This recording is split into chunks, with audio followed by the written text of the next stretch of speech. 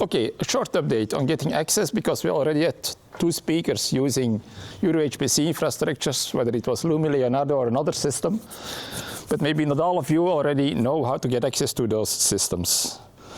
So maybe first to sketch, if you're thinking about going to the upper level, so the EuroHPC systems, well, it might be a good idea that you first gain some experience on the regional, or in our case regional, not national, tier 1 system, being it Lucia in the Walloon region or Sofia in the near future in Flanders, or currently Hortense. CC also had that scenario since they are running the tier 1 system. So we're talking about the tier 1 and the tier 2 levels. Okay.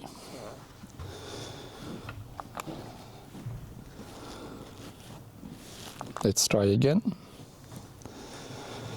So we're active CC, VSC scenario on tier 2 and tier 1. Tier 3 level is what you have in front of you, your desktop, your laptop, maybe the workstation in your laboratory or whatever.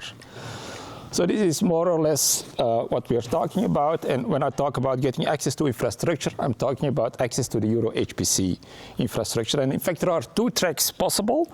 Either the, between quotes, more easier track, the LUMI-BE track, and secondly, the EuroHPC track. For the LUMI-BE, we're then talking about the share of Belgium on the LUMI system. So since Belgium, especially, well, it's Flanders, the Walloon region, Brussels, and the federal level, they are contributing to LUMI, and in return we get some compute time.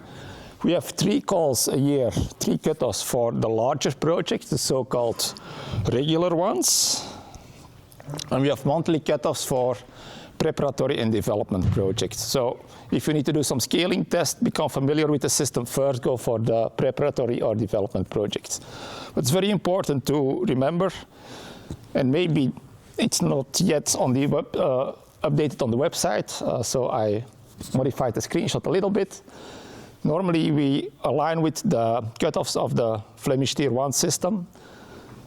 For 2026, it's a bit different because the first cutoff for our LUMI share will be the 2nd of March, for a very simple reason that there's a maintenance scheduled on LUMI in January. So it didn't make sense to have a first cutoff beginning of February already. So keep in mind, beginning of March, June, and October for the larger projects, and all other projects at the beginning of every month. Then the EuroHPC track, there are actually 2 types of calls. The first one is more academics oriented, or if it's industry, the industry involved in R&I projects. Then the currently open calls are the development and benchmark projects or calls.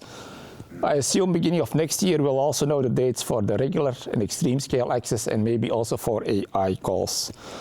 So the Belgian, the LUMI-BE track could be seen as a step up towards EuroHPC. So we simply don't have enough resources available in Belgium to provide cycles to each and every one in Belgium. So consider the LUMI-BE track as a step up to become familiar with the system, and then you can reach out to EuroHPC. As Swart already told this morning, there's also a lot of things to do about AI factories, and those calls are more oriented towards industry. So there are 3 calls, they're all open, called the playground access, the fast lane, and the large scale access. So this is specifically targeted at industry, not at academics. Second part, and then I'll switch to another slide deck, is getting access to support. Running code is one thing, but running your code efficiently, optimizing your code, maybe rewriting or restructuring your code is something different. And when you apply for a EuroHPC project, there's a possibility to simply mark a checkbox and say, I'm interested in getting support. It's all you need to do, the checkbox. So I suggest first to request development access, request access to support, and then the people from Epicure, and I'll talk about Epicure in a minute, will help you in taking a look at your code, getting your code running on the systems or whatever. Specifically for VSC, starting from next year on the Tier 1 form, you will find a new question, number 10, where you can also indicate your interest, and then we will tell you how you can get Epicure support. So, part 1, let's switch to part 2, about Epicure. And if you take a look around, there are, I think, 2 of my colleagues in the room, or at least 1. Bert? Yeah. Wearing an Epicure t-shirt. So what's Epicure about? What I told you, code enablement, scaling, performance analysis, refactoring, benchmarking, and things like that. So it's subdivided in two parts, level 2 and level 3 support. For today, maybe that's less important. What's important to know is which services can we offer.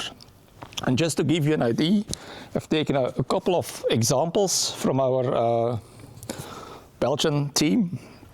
What could be done? The first one is a code. The objectives were about code porting and scaling issues. Bert got it running on the LUMI system. And from time to time, it's also interesting to know the lessons learned. For us, as people providing support, for you as people requesting support. It's important to know the setting. So we need to know all the information, preferably up front. So ask detailed questions at the beginning.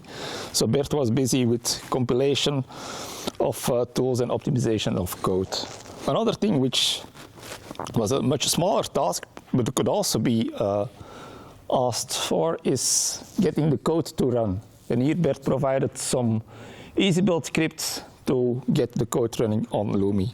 So could be a whole range of things you could ask for. The other one is getting HEFFT-E, high efficient FFT on exascale systems, if I'm not mistaken, to get it to run on Leonardo. For you, interesting lessons learned, please provide the code and especially working examples and reference examples. Otherwise, it's quite difficult to, between quotes, measure the outcome. And finally, and maybe you didn't notice, but the first one was on LUMI, the second one was Leonardo, the third one is on Mare Nostrum. So for Epicure, we are not, we don't need to stick to LUMI. Yeah? The Epicure project support provides support for all EuroHPC systems.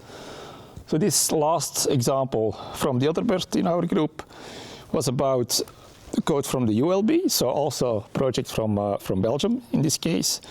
And it was comparing Scalapack and ELPA, and also some ideas about restructuring or refactoring the code. And here you see the gains from using ELPA over Scalapack. Since I'm already probably running out of time, I suggest to keep the questions for one of the two Berts for the coffee break. But please remember, if there's anything that could be done to your code, don't hesitate to get in touch with us to request Epicure support, because we're there to help you. That's it. Thank you.